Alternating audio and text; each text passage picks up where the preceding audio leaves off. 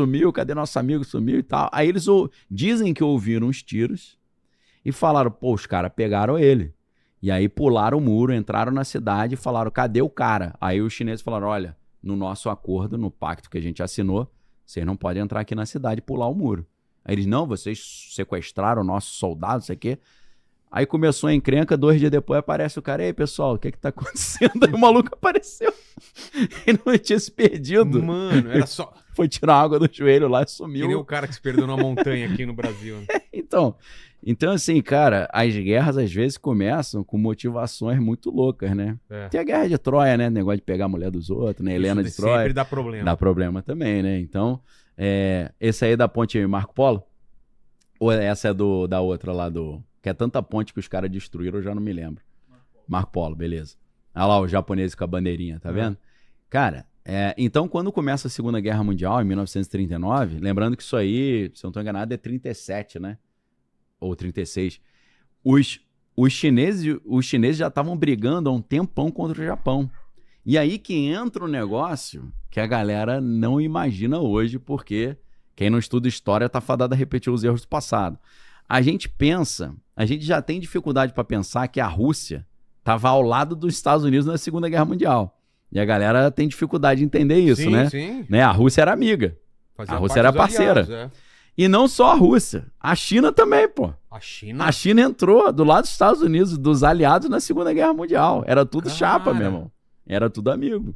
Porque a China já estava lutando contra o Japão há muito tempo e ajudou muito os aliados contendo o avanço japonês. Porque o japonês já estava ali tocando terror na Ásia. E os chineses que estavam segurando. Mas é claro, é importante... Ilha a ilha, dominando ilha após ilha. Né? Dominando tudo, mas é claro que é importante lembrar. Nessa época, a China era o partido nacionalista, que era o Deng Xiaoping, que os caras eram capitalistas. Os caras não eram comunistas, entendeu? Então, não era o Mao Tse Tung, que entrou ao lado dos Estados Unidos. Foi o Deng Xiaoping ou Chiang Kai-shek? Acho que foi o Chiang Kai-shek. Então, era um governo que acontece? Depois do término da Segunda Guerra Mundial, em 1945, volta a Guerra Civil Chinesa e aí os comunistas vencem. E aí é nesse momento que a China se desvincula dos Estados Unidos, porque os comunistas venceram essa briga, né? Briga essa que também aconteceu na Coreia. Começou uma guerra civil na Coreia, foi dividida em Coreia do Norte comunista, Coreia do Sul capitalista. Isso acontece na China, só que na China foi diferente.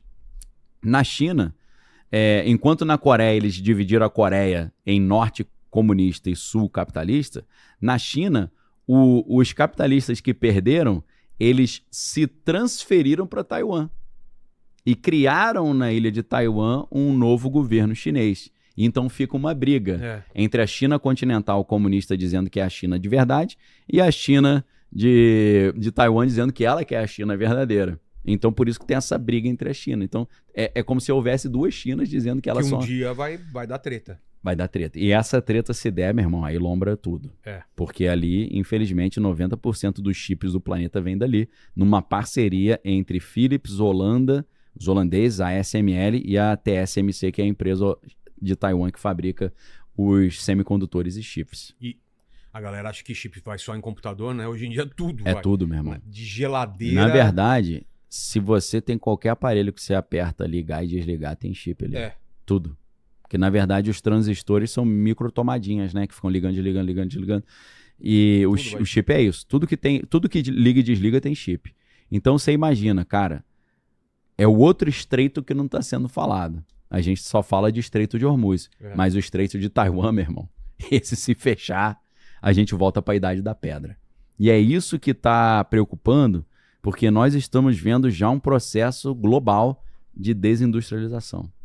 Da gente, em vez de progredir, regredir. Porque você não vai ter mais os chips, as peças de reposição, manutenção, energia, gás natural para alimentar as fábricas, né? Fábrica não funciona com gerador de diesel. Fábrica funciona com gás natural. É o combustível nobre das fábricas. Sem isso, sem fábrica é indústria. Indústria é industrialização. Sem gás natural, você não tem industrialização. Você desindustrializa. Então, isso é um cenário... Aí, o que acontece, Vilela? Aí entra o ligando os pontos, cara. Isso aqui é Mad Max puro, cara. Mad Max 100% profético. Porque Mad Max começa com uma crise de petróleo. É.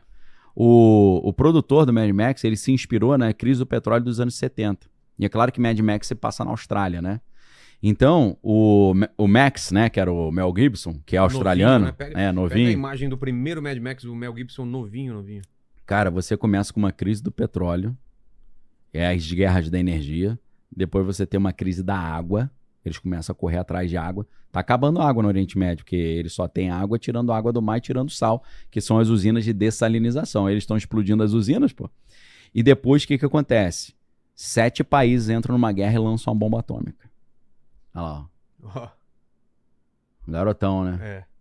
E aí, o que acontece? A elite se esconde nos bunkers. E quando eles saem dos bunkers, tem aqueles caras que são as que eles chamam de half-life, se eu não estou enganado, meia-vida. Que são aqueles moleque branquinho, Sim. que é a galera que pegou radiação pra caramba, ficou tudo careca porque o cabelo caiu. Muitos são deformados e eles são meio kamikaze, por quê? Porque eles sabem que eles não vão viver muito por causa da radiação. Isso, são Então fanático, fanático, são os fanáticos. Então é a galera de fanático que fala, meu irmão, vou morrer cedo mesmo, tô nem aí. Kamikaze. E aí você tem a galera que conseguiu ter acesso à arma e energia, que viram ali os warlords, os manda-chuvas daquele mundo caótico do Mad Max. Cara, a gente tá vendo literalmente o roteiro do Mad Max acontecendo. É muito louco isso, né? É. Isso é interessante, que aí, o que acontece? Eles saem das cidades, só que na Austrália você tem um deserto gigante, né? Então eles saem das cidades, onde tem um pouco mais de estrutura, porque virou um caos total, e vão pro Outback. Não jantar no Outback, porque o Outback é o interior da Austrália. Então, por isso que o Mad Max é aquele cenário. Aquele cenário desértico. E aí quem domina a água, quem tem combustível e quem tem arma, é rei. Então, assim, aí você fala, pô, Daniel, mas aquilo é ficção. Cara, tem um país no planeta Terra hoje que virou Mad Max já. Já tem? Cuba. É. Cuba tá zero. Não tem água, não tem luz, não tem ambulância, internet. Não tem hospital, não tem internet, não tem caminhão de levando lixo. A galera não faz ideia do que é isso. Imagina que no Brasil Meu irmão, o caos que ia ser, cara. Caraca. Cara, a gente já teve um apagão aqui, já foi. Lembra como foi? Foi temeroso o negócio, né? Foi heavy metal. Então, a gente fica pensando assim, isso aí acontece só lá no Oriente.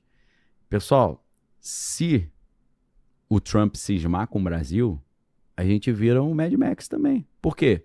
O que ele fez com Cuba? Um embargo de petróleo. Os navios de petróleo que saíam da Venezuela e iam para Cuba, ele falou, não chega mais. E aí a galera virou e falou assim, cara, tá virando uma questão humanitária agora aqui, a gente tá morrendo de fome e de sede. Pode desligar os satélites. E a galera, não, sim, mas eu tô falando em Cuba, ele pode resolver a hora que ele quiser. E os caras ficaram semanas perguntando, o que você quer para liberar o petróleo? O que você quer que a gente faça? Ele não falava. Agora que ele falou, eu quero que o presidente saia. E o cara tá falando que não quer sair. Numa entrevista agora ele falou que eles estão conversando comigo, me chamaram pra conversar. A gente tá conversando. Aí o que o Cuba fez? Cuba, pela primeira vez em décadas, liberou presos políticos. Já tá querendo agradar, né? A mesma coisa que a Delcy Rodrigues começou fazendo na Venezuela. Então, imagina se o Trump cisma com o Brasil e fala, se não me der as terras raras, ou se o Lula não sair, não renunciar, eu não mando... Se não acabar com o PCC, o Comando Vermelho... Eu não deixo mais entrar petróleo e diesel. Você duvida que ele faria um negócio desse? Eu não duvido. Hoje em dia, não. O cara se ele me falasse isso anos são atrás... 6 meses atrás, né? Mas no atual conjuntura... Cara, tudo é possível. O cara cismar e der uma louca nele lá e... Pô, eu tava na Espanha. Aí, eu tava em Barcelona. Eu pego o celular pra ver notícia, tá falando. Trump falou que vai embargar completamente a Espanha. Eu falei, pô, mas logo agora que eu tô aqui. Aí, por quê? Porque a Espanha não quis aceitar o Trump pousar um avião que tava indo pra guerra no Irã. Só por isso. Ele ficou chateado, falou que ia bloquear completamente a Espanha. A Espanha não ia fazer mais comércio com ninguém. Você já imagina isso? Aí a Espanha, não, peraí, vamos conversar. Não é bem assim. O cara tá... Ou seja, eu tenho dito, virou várzea. Não tem mais regra. É gol de mão, Entendeu? É goleiro... Os fins justificam os meios. Não tem mais. É time com 15 jogadores. Não tem mais. Não tem mais regra. Aí os caras, na entrevista aí, Trump, mas, poxa, isso tudo que você fez é na Venezuela. Como é que fica a soberania, o direito internacional? Ele, que direito internacional? Não precisa de direito internacional. Não tô fazendo nada de errado. Não tô fazendo nada de errado. Os olhos dele, né? Então, cara, se você olha o que ele fez na Venezuela e o que ele tá fazendo no Irã, pra ele cismar com o Brasil não demora muito não, cara.